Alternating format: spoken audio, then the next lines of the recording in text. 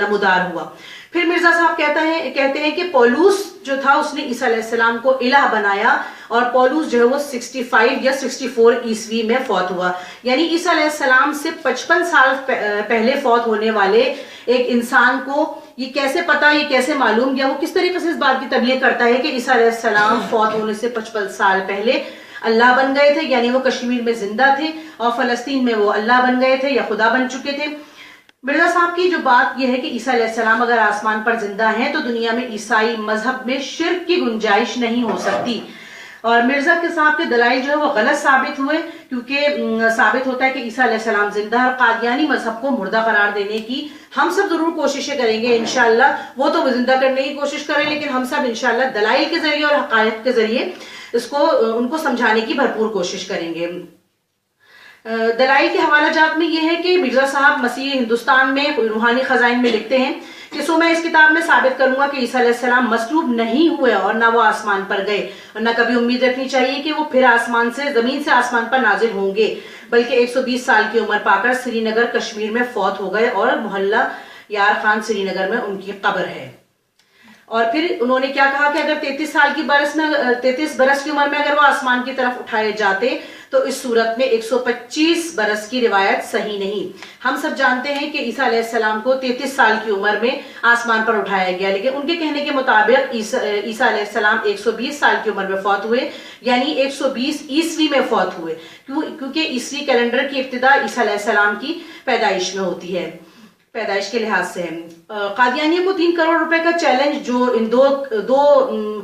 बातों में या 2 तहरीरों में तजाद है उसका है, और इंशाल्लाह ये इस चैलेंज को वो कभी भी साबित नहीं कर सकेंगे कि मिर्जा गुलाम अहमद कादियानी की तहरीर क्या थी कि ईसाइयों में फसाद और बिगाड़ ईसा अलैहिस्सलाम की वफात के बाद हुआ, और हादी अली चौधरी जो कि कादियानी मौलवी थे उन्होंने क्या कहा कि ईसाइयों में शिर्क की तुखम रेजी हजरत ईसा अलैहिस्सलाम की जिंदगी में ही हुई। अब आप देखिए, एक सही बात को, एक अच्छी बात को सुनते तो हैं लोग और समझते हैं, उन्हें मालूम होता है कि हम गलत हैं, लेकिन उसके बाद ये चीज बहुत कम कोई करता है कि इस बात को अपने ही ईमान का हिस्सा बना ले। तो ये बताया जाता है कि 2002 में अहमदियों ने लंदन से शैतान के चेले नामी एक किताब शाया की। उसमें उन्होंने इनामी सवाल वाले मजमून का जवाब देने का दावा तो किया, लेकिन उस सवाल को अपने अकीदे और ईमान का ही हिस्सा बना दिया। गोया कि ये बात अल्लामा साहब नहीं कह रहे बल्कि कादियानी खुद कह रहे हैं। अगर यही बात हो तो फिर मुबाहिला किस बात पे हुआ? मुबाहिला कोई छोटी सी चीज तो नहीं थी। जाहिर है आप अपने तमाम लोगों को लेकर आए और हम अपने तमाम लोगों को लेकर आए, और सच्चे की जिंदगी में झूठे की हलाकत ही बहुत बड़ी कामयाबी होती है। इतना ही रहने या और मजीद? कादियानियों के खलीफा मिर्जा बशीरुद्दीन ने अपनी तहरीर से मिर्जा गुलाम अहमद के झूठे नबी होने का सबूत भी दिया। किस तरह से दिया कि वो अपने एक हदीस को जो है कोट कर रहे हैं जो कि सही हदीस नहीं है, और उसको शॉर्ट के बजाय अपनी तरफ से लॉन्ग बना रहे हैं। ये वो फितना जो मुनकिर हदीस का फितना जो कि आजकल फैला हुआ है, और उसके अलावा अब मजीद अपनी तरफ से एक्स्ट्रा हदीस में अल्फाज लगा देना या झूठी हदीस भेज देना कि ये बात जो है आप आगे ट्रांसफर करें, लोगों को बताएं, तो इससे जो है इतना आपको ये फायदा होगा, वो फायदा होगा, या नबी सल्लल्लाहु अलैहि वसल्लम की तरफ से ये बात कहना कि अगर ये बात आगे नहीं पहुंचाई तो ये मतलब किसी गुनाह का बायस हो जाएगी। ये तमाम फितने आजकल भी फैले हुए हैं। इसी लिहाज से यहाँ पे इन्होंने जो बताया वो ये कहा है कि रसूल अकरम सल्लल्लाहु अलैहि वसल्लम से मरवी है कि आपने हज़रत फातिमा से उस मर्ज में रज़ी अल्लाह ताला अन्हा जिसमें सल्लल्लाहु अलैहि वसल्लम फौत हुए, उसमें फरमाया कि जिब्राइल हर साल एक दफा मुझे कुरान सुनाते थे, मगर इस बार 2 बार कुरान सुनाया, यानी दौरा कुरान 2 बार किया। और उन्होंने खबर दी कि कोई नबी ऐसा नहीं गुजरा कि जिसकी उम्र पहले नबी से आधी ना हुई हो। और ये भी उन्होंने मुझे खबर दी कि ईसा इब्न मरियम 120 साल की उम्र तक जिंदा रहे। बस मैं समझता हूं कि मेरी उम्र 60 साल के करीब होगी।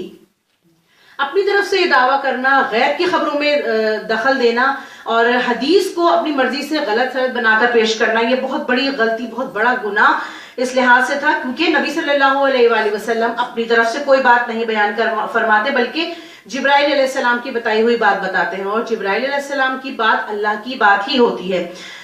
हम सब जानते हैं कि उनका कहना यह है कि ईसा अलैहिस्सलाम की उम्र 120 साल थी। तो अगर आप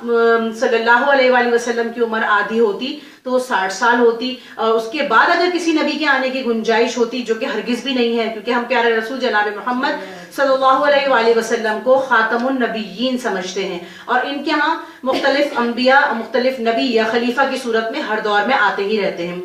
तो इन्होंने क्या कहा कि आप सल्लल्लाहु अलैहि वसल्लम 32 या 33 साल की उम्र में आसमान की तरफ उठाए गए, क्योंकि ये गलत है ये बात, क्योंकि अगर मसीह अलैहिस्सलाम इस उम्र पर आसमान में उठाए गए थे तो आपकी उम्र बजाय 120 साल के रसूल करीम सल्लल्लाहु अलैहि वसल्लम के जमाने तक तकरीबन 600 साल बनती है। इसी तरह से अगर हम काउंट करते चले जाते हैं तो तमाम अंबिया की उम्रें इतनी ज्यादा हो जाती हैं कि हजरत आदम अलैहिस्सलाम को तो अब तक मौजूद होना चाहिए या जिंदा होना चाहिए। ये बात बड़ी मज़हका खेज भी है और बिल्कुल एक छोटे से बच्चे को समझ में आने वाली भी है। अल्लाह करे हम सब की समझ में भी आ जाए और हम दूसरों को समझाने वाले भी बन जाएं कि नबी सल्लल्लाहु अलैहि वसल्लम की का जो है सूरत में 600 साल से कम होकर 300 साल उनकी उम्र होती है, अगर होती इस लिहाज से। और उसके बाद जो नबी आते वो भी आहिस्ता आहिस्ता करके आधी आधी उम्र तक, यानी अब तक अगर उनके अंबिया आ रहे हैं तो उनकी उम्रें कम होते होते होते बिल्कुल न्यूबॉर्न बेबी की तरह की उम्र हो जाती। तो ये एक इंतहाई मज़हका खेज बात है और ये सारे ये झूठी बातें हैं, ये ऐसी बातें हैं जिनका रद्द किया जाना हम सबको पहले समझ में आना बहुत ज्यादा जरूरी है, ताकि हम दूसरों को समझाने वाले बने। और ये हदीस किसी भी सियासत की किताब में शामिल नहीं है और अंबिया की उम्रों के अंदर जिस तरह इन्होंने तजाद पैदा किया है उस लिहाज से जो है मिर्जा गुलाम कादियानी खुद 1908 में 26 मई 1908 में 73 साल की उम्र में मरकर इस हदीस के मुताबिक बिल्कुल झूठा साबित हुआ। ये मुबाहिला कोई छोटी सी चीज नहीं थी, ये बहुत बड़ी चीज थी। इसके जरिए कादियानियत को फेक करार दिया गया, कादियानियत को झूठा करार दिया गया और इस्लाम के मजहब को पाइंदगी मिली अल्हम्दुलिल्लाह। और ये बहुत बड़ी बात है कि ये इनके बिछाए हुए जालों को मिर्जा गुलाम अहमद कादियानी के बिछाए हुए जालों को, जो कि आज भी चल रहे हैं, सबको हम में से कोई ना कोई इंशाअल्लाह जरूर तोड़ने की कोशिश करेगा और मिर्जाइयत का पहिया वाकई जाम हो जाएगा इंशाअल्लाह। अल्लाह तबारक व तआला मुझसे और आपसे अपनी मर्जी के मुताबिक बेहतरीन काम ले ले। वमा अलैना इल्लल बलागुल मुबीन।